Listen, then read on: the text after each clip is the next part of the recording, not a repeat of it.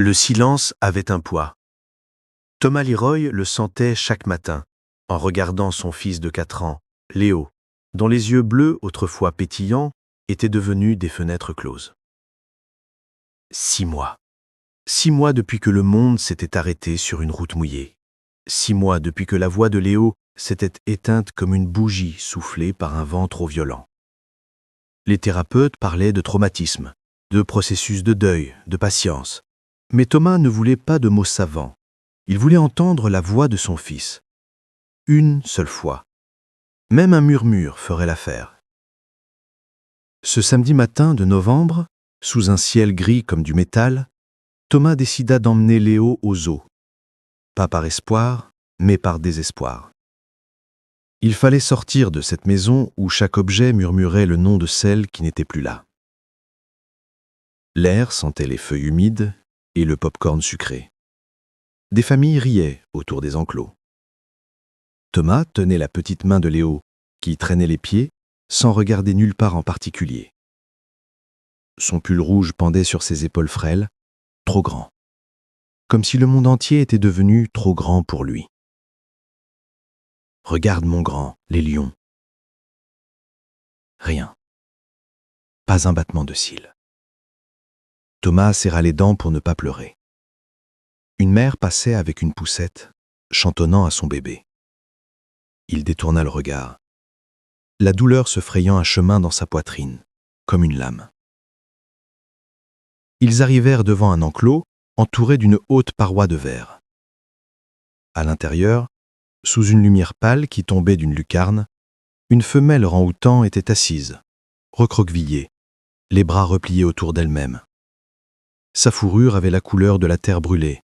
Ses yeux étaient deux puits profonds, anciens, porteurs d'une tristesse que même les mots ne pourraient nommer. Léo s'arrêta net. Pour la première fois depuis des mois, il lâcha la main de son père. « Léo » murmura Thomas, inquiet. Mais le garçon avançait déjà, pas après pas, comme aimanté. Il s'approcha du verre, si près que son souffle formait une fine buée sur la surface froide. L'orang-outan leva lentement la tête. Leurs regards se rencontrèrent. Quelque chose passa entre eux. Quelque chose d'invisible, de lourd, d'indicible. Un langage sans mots, une reconnaissance mutuelle de la douleur. Léo leva sa petite main et la pressa contre la vitre. L'orang-outan cligna des yeux, longuement, comme s'il prenait une décision. Puis, avec une délicatesse infinie, elle étendit son bras et posa sa large paume exactement en face de celle de l'enfant. 2 mains séparées par du verre, 2 âmes brisées, réunies par le silence. Thomas sentit ses jambes trembler. Mon Dieu! Une femme en uniforme apparut derrière eux. Sophie, la soignante, observait la scène avec une émotion retenue. « Tout va bien ?» demanda-t-elle doucement. Thomas ne savait plus comment parler. Il n'a pas bougé comme ça depuis longtemps. Sophie hocha la tête, les yeux humides. C'est Maya. Elle a perdu son petit il y a 6 mois.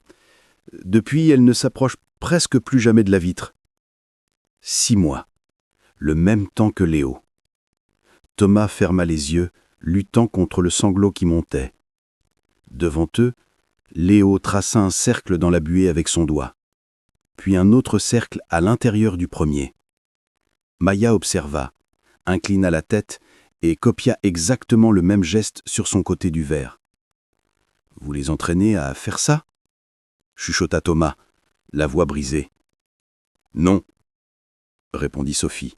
« Elle n'a jamais fait ça, pas depuis la mort de son bébé. » Les minutes écoulèrent. La foule derrière eux devint floue, irréelle. Seul existait l'enfant, le singe et le verre qui les séparait. Léo commença à fredonner. Un son ténu, fragile, comme une fleur qui pousse dans une fissure. Thomas figea. Il n'avait entendu ce son depuis avant les funérailles. Maya se rapprocha encore, son front touchant presque le verre. Léo fit de même. 2 visages face à face. L'un si petit, l'autre si massif. Tous deux portant la même blessure invisible.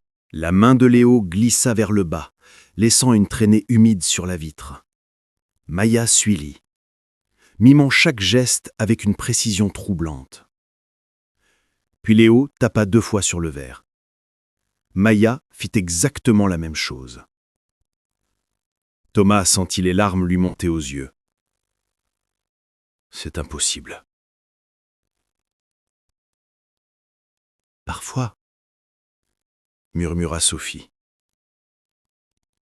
Le chagrin reconnaît le chagrin. Maya se détourna un instant, ramassant quelque chose sur le sol de son enclos. Une feuille séchée, dorée, délicate. Elle la leva comme une offrande et la pressa contre le verre. Léo sourit. Pour la première fois depuis des mois, elle ne se sentait pas seule. Les jours suivants devinrent une routine sacrée. Chaque matin, avant même l'ouverture, Thomas et Léo attendaient devant les grilles. Et chaque matin, Maya était déjà là, assise près du verre, attendant. Léo lui parlait doucement, des histoires de voitures, de cauchemars, de crêpes du matin. Maya écoutait, la tête inclinée, clignant lentement des yeux, ses doigts traçant des cercles sur la vitre embuée. Un matin, Léo apporta une marguerite jaune, cueillie dans le jardin. Il la posa sur le rebord de la fenêtre. « Pour toi. » Maya disparut dans les ombres de son enclos. Thomas fronça les sourcils. « Attends, » murmura Léo. 1 minute plus tard, Maya revint. Dans sa main se trouvait une petite fleur blanche écrasée, portée avec soin pour que les pétales ne tombent pas. Elle la plaça contre le verre. La voix de Léo trembla. « C'est la fleur de maman. » Thomas figea. « La blanche qu'elle portait ?» Sophie murmura derrière eux. « Ces fleurs poussent près de sa tanière. Elle n'en a jamais cueilli avant. » Léo pressa son front contre le verre. « Merci. » Les semaines passèrent. L'enfant qui n'avait pas parlé apprit à rire à nouveau. Son thérapeute appelait cela un miracle. Thomas appelait simplement ça Maya. Puis, un après-midi de décembre, Sophie vint les voir, les yeux rougis. Maya va être transférée dans une réserve naturelle. Elle sera libre là-bas. La forêt, le ciel, c'est ce qu'il y a de mieux pour elle. Léo resta figé. Elle va m'oublier. Non, dit Sophie gentiment. Elle n'oublie pas. Le lendemain matin, avant que le camion n'arrive, ils lui rendirent visite une dernière fois. Le zoo était vide. Maya était déjà près de la fenêtre, agitée, sentant le changement. Léo pressa sa main contre le verre. « Tu rentres chez toi ?» chuchota-t-il. « C'est bien. » Les doigts de Maya reflétaient les siens. Ses yeux clignotèrent lentement, lourds de quelque chose qui ressemblait à des larmes. Elle attrapa une petite pierre dans le coin de son enclos et la fit rouler vers le verre jusqu'à ce qu'elle touche. Léo comprit. C'était un souvenir. Il sortit une petite voiture bleue de sa poche, celle qu'il avait poussée contre le verre le premier jour, et la plaça à côté de la pierre.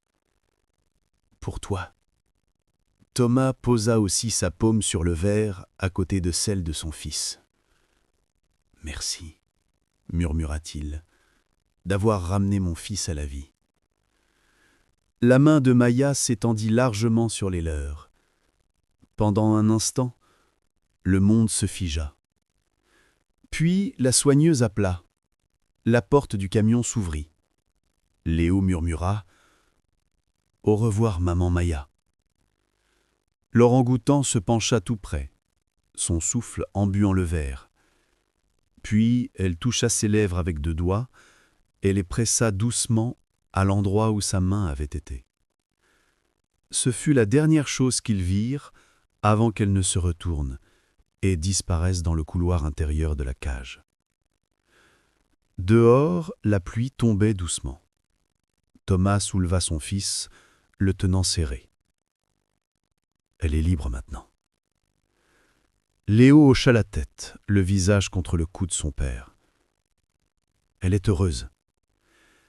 À la maison, Thomas plaça la fleur blanche maintenant séchée et la petite pierre sur l'étagère à côté d'une photo de sa femme. En dessous, il écrivit sur un bout de papier « La promesse de Maya ». L'amour ne part jamais. Il change simplement de forme. Des mois plus tard, une lettre arriva de la réserve. Maya prospérait, en bonne santé, joueuse. Elle observait toujours les visiteurs, surtout les enfants aux cheveux blonds. Le personnel disait qu'elle s'asseyait souvent près de la clôture, tenant un caillou bleu, comme si elle attendait quelqu'un. Thomas lut la lettre à haute voix à Léo. Le garçon sourit. « Elle se souvient. »« Oui, » murmura Thomas. « Elle se souviendra toujours. » Ce soir-là, Léo demanda une histoire sur une jungle et une famille qui ne s'oubliait jamais. Thomas en inventait une, la terminant toujours de la même façon. Et chaque matin, quand le soleil touchait les arbres, l'orang-outan regardait vers le ciel et souriait, parce que quelque part au loin, le petit garçon qu'elle avait guéri souriait en retour. Léo s'endormit, serrant un orang-outan en peluche que Sophie lui avait offert. Thomas éteignit les lumières, resta dans l'embrasure de la porte et laissa le calme s'installer. Pour la première fois depuis l'accident, le silence ne faisait plus mal. Il semblait plein, comme si quelqu'un, quelque part, écoutait encore et protégeait ses jours.